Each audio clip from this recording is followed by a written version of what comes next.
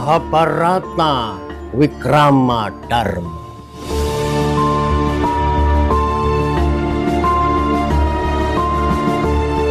Nyariosaken pitutur luhur gancaran Mahabharata kawedhar.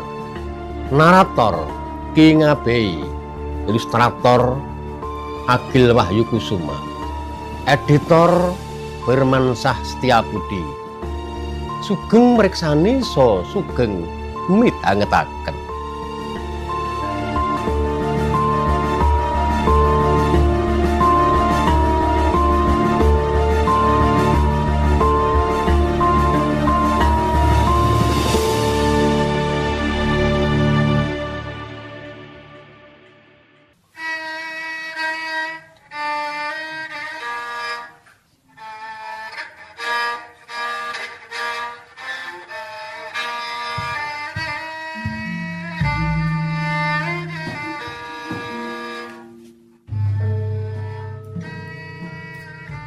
Gancanging kandha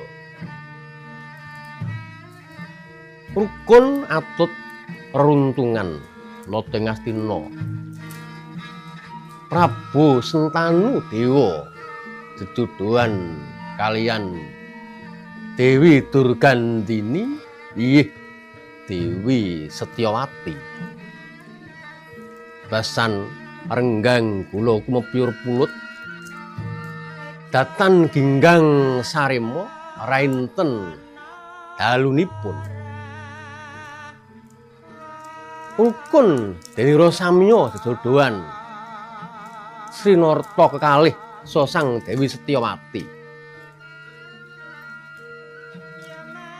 Gantanging kandha Prabu Sentanu tuwin Dewi Setyawati sampun peputra kalih ingkang pembajeng Raden Wicitra Gada gagah perkosa rawa birawa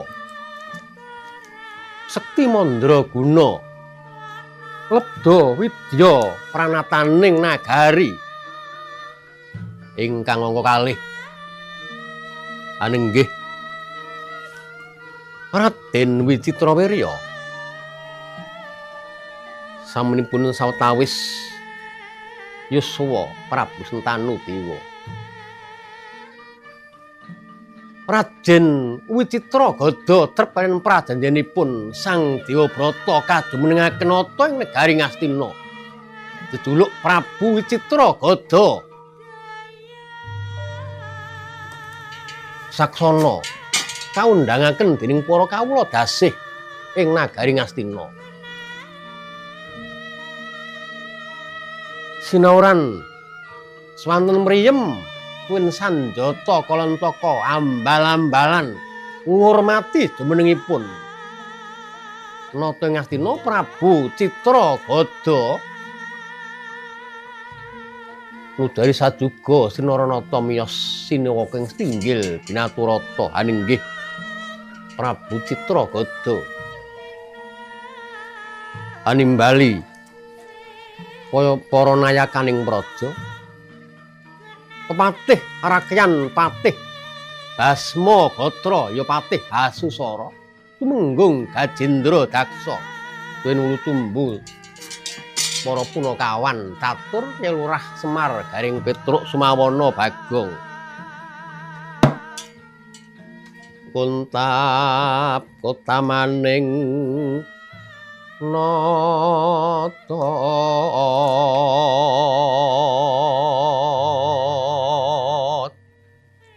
dibya kertareteng budaya anggung enake tiasing dasih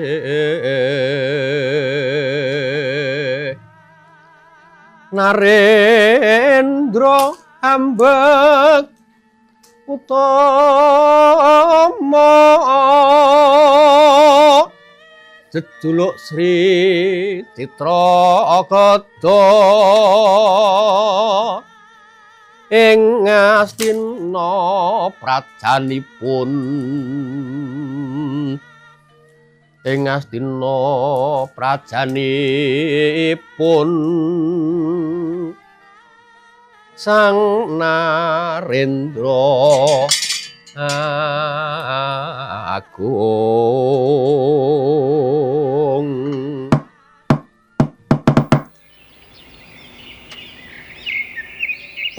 Yang suksmana adrinuwih mayungana panjenenganing Sunwa Patih Basusara ya Wapatih Asmagatra. Kawula nuwun wonten pangandika ingkang adhawuh sinuwun nimbali abdi paduka kula pun Patih Basusara tumenggung Gajendra Daksa. Wonten dawuh sinuwun nimbali abdi paduka kula pun tumenggung Gajendra Daksa. Para punakawan kabeh Semar Gareng Petruk Bagong wonten dawuh sinuwun momongan kula. Kula mung Kyai Lurah Semar Badranaya sinuwun. Ya senadyan dening sira iku mau sepuh lan wis tuwa. Sira iku mau tak anggep pamomong ingsun ya tak anggep pujangganing praja negara Ngastina. Saelingku jaman biyen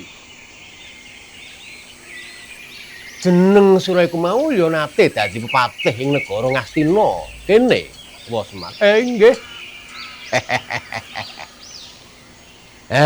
Niku jaman ingkang Eyang Prabu Dipakeswara inggih Begawan Palasara ingkang lenggah jumeneng nata negari Ngastina. Kula pun Semar niku kadadosaken patih, rak ya ngono to. Gareng Petruk. Wah, nggih mo. Nalika semanten gesang kula nalika ramani menika dados patih menika nggih kesaid. Anak-anak kados Gareng Petruk Bagong niku terus entuk dadi pinitados abdi dalem lurah dusun. Kula ing Karang Kebolotan. Ya kuwi Petruk kuwi. Kula ing Karang Petukilan. Nah. Kuwi. Nen. Kula Karang Kecepotan. Iki kok nuwun sewu to terus. Iki kok nyandang penganggumu kok rada beda. Nggih. Turu-turu rambutnya anak muda. Tata rambut Gensi nggih niki. Niki tata rambut ini namanipun Nikosia. Niku nggih niki. Mriki niki nggih agil niku sing wah. Rambuté di napa nika diparingi sing marai saged jegrak nika. Jeli so ngarani apa ora? Dudu jeli, pomit. Aku ki arep tiru-tiru agil tekan omah tak kon nukokne bubehe kuwi masalah kedaden rambut kuwi semalah wawut-awutan murak-marik. Wong kowe iki ya wis wong tuwa ya ora cocok lho kowe iki. Wong tuwa kuwi ya wis prasaja apa anane. Kae wong tuwa ki mau tuwuh ora sah milik kaya cah nom-nom. Lah nek wong tuwa kaya kowe iki terus melu-melu cah nom, lah kuwi sing nom-nom kuwi wae ya komanan apa? Ora ngono, Gong. Bocah tua nakal iki eneng kok piye to. Wapatih Basusara. Kula nuwun. Wonten dawuh sinuwun. Ingsun dawuh ya Wapatih nggih. Wonten dawuh menapa? Do ing ngune ingkang jumeneng negara Ngastina Kanjeng Rama Prabu Sentanu Dewa anggone ngasta pusaraning praja ing negara Ngastina.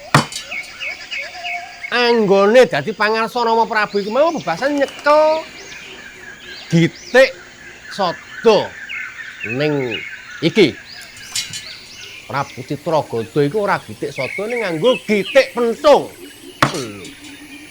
Liripun kados pundi sini. Yen Kanjeng Rama iku mau piyayine ya lembah manah halus. Apa-apa halus. Karo para nayaka, para anak buah iki kanggo njaga kawibawan. Mula slogane nalika semana abdi negara yang bersih dan berwibawa. Kuwi jaman Rama Prabu Sultan. Mergo kudu resik lan wibawa iku mau apa-apa ditutupi. Yen ana institusi, lembaga-lembaga sing upamane korupsi, apa sing ala ditutup-tutupi karo Kanjeng Rama. Ning yen Citragata iki mau beda. Wong gelem dadi nanyakaning praja iku mau kudu sing resik atine. Yen pancen ora iso ya ora usah dadi nanyakaning praja. Wong nayaka praja iku mau dadi tepa tuladaning para kawula dasih kok. Jaman aku iki kudu nengenke bab sing ketok. Prasaja, transparansi, ngerti ora? Napa sinun transparansi menika? Transparansi kuwi nek aku ngarani kae lho. Truk sing lemahe longsor kae. Oh, iku ora erosi. Kemu transparansi nek aku ngarani kalau sing dinggo nyambel iki malah terasi goblok Bagong iki. Terasi kok gathukne nang kene.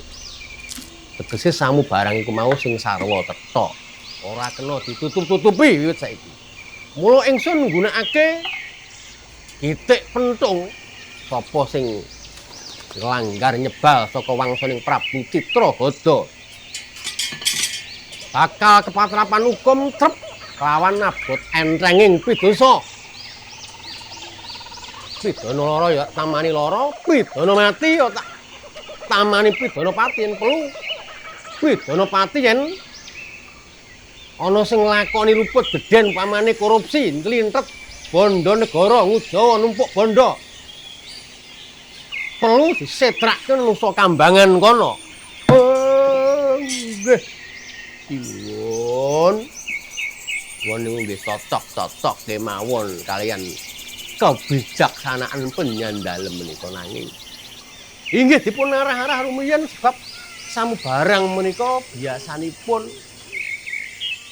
nek mboten alon-alon tanpa sosialisasi menika biasanipun kawula menika kaget. Oh ngono, Bos Mak. Nggih. Kedah sosialisasi rumiyin. Dadi damel program napa? Hukum sing kenceng niku nggih cocok. Panjen ratu menika kudu mbau denda Nyakrawati. Nggih. Ratu menika midana sing padha desa ngganjar sing sami lelabuh ning dipun warak-warakaken riyen kan para kawula dasih utawi sosialisasi kala wau. Nek mboten niku sami kaget sinuwun. Ya, iya lho. Nek kaget iki arep ngopo to? Arep ngopo? Iki panguwasa tunggal ing negara Ngastina. Wenang murba ora wenang dipurba, wenang misesa ora wenang diwisesa. Lah. Piye, Tru? Daramu kok ngeten sinuwun. Samu barang menika menawi kirang cetha menika mangke inggih nuwun sewu efekipun inggih panjang paminipun mangke kathah para abdi, para sultana ingkang sami mboten remen kaliyan penyandalem. Lajeng kasak kusuk lah, kasak kusuk niku sing marai nganyelke. Kasak kusuk menika mangke nambah-nambahi ukara. Nggih. Barang sing mesine cilik dadi gedhe niku wong kasak kusuk. Wong kasak kusuk menika nuwun sewu. Wani silit wedi rai nek tembunging Jawa niku. Nek teng ngajeng panjenengan niku wah kaya yak-yak wah sae. Bagus ini. Ning janipun kraosi awon lah menika. Niku dereng melih. Mangke tiyang ratu kang wicaksana menika saged ndatengaken demo mahasiswa. Apa? Demo Citragata ora wedi didemo karo para kawula. Apa meneh demo karo bocah-bocah mahasiswa. Ora wedi, iku tetep Citragata ya ngene iki. Gelem ya ngene iki, ora gelem ya ngene iki. Prabu Citragata. Oh. Nggih. Nek pancen kesanipun ngaten nggih. Prayogi kemawon. Wapatih. Kasusara kula nuwun wonten dawuh iki. Kaping pindhone. Wiwit kalungguhan dina iki wong-wong negara Ngastina ora kena boros, urip kudu ngirit. Ora kena boros, ora kena nambah-nambahi anggaran sing mestine ora semono. Upamane ATK alat tulis kok nganti 2 M kuwi mau janjane oleh mutu kertas iki apa mbok nggo mendem apa piye? Sak cukupe wae. Lampu-lampu yen wanci awan, lenga patra kuwi ya larang regane negara Ngastina iki. Mula lenga patra iku mau dadi larang sebab jebul lenga iku mau jane dalam negeri negara Ngastina iku mau ya cukup. Ning nganggo ukara, nganggo cara tuku saka njaban rangkah utawa impor. Mula lengane terus dadi larang. Tur iku dioplos. Ora kena. Ora kena. Sapa nuruske pakarti kaya ngono tetep kapatrapan pidana dening Prabu Citragada. Aku dirungokne sinuwun ora kena. Kabeh sarwa irit. Ora usah nambah-nambahi ukara, nambah-nambahi anggaran mboten pareng.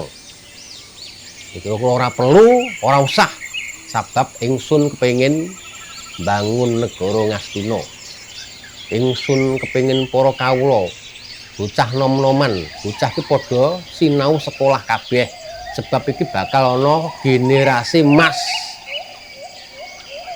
Bonus demografi tahun 2050 iki bakal menyambut generasi emas. Nek ora disiapke saka saiki tekan nggone ora sida dadi emas, nggih. Tekan nggone perungguhe ora. Iya ta, Truk? Iya, bener kuwi. Yen perlu bocah sekolah iku mau diingoni. Aja nganti klingsir ora sarapan saka omahe dhewe. Nggih. Setuju. Cocok. Oke. Tur kabeh kudu nyumbang dening ingsun. Nyumbang pripun sinuwun? Kabeh institusi, lembaga, pribadi kudu nyumbang negara Ngastina. Lah, menika nek nggih sampun nyumbang. Menika sampun nyumbang sinuwun. Lah udhipun pajak negari. Pajak ora cukup, Semar. Pajak wae ora cukup. Pamane pahaman-pahaman, paguyuban-paguyuban. Utawa institusi ngono wae. Yen alus-alus basa Jawa do ora mudeng. Kudu nyumbang penghasilanne iku mau marang negara. Lah niku nek wong cilik sinuwun. Wong cilik ya kudu nyumbang. Wong sing duwe sapi 40 kudu nyumbang ning negara sapi 5. Oh, kuwi rungokne Truk.